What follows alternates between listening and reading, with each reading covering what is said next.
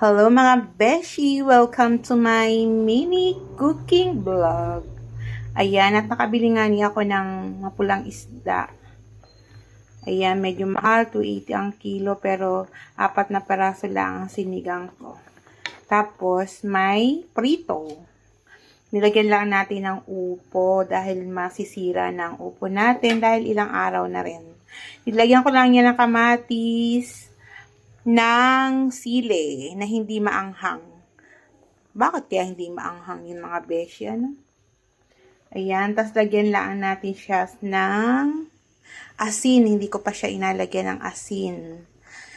At syempre, ang ating pang-asim. Hindi ako nakakuha ng kalamansi, kaya yung powder muna ang ating i-asim. Ayan, ano yung mga beshi, ano ang inyong ulam? Mag-aprito pa ako para tayo ay mag-lunch na.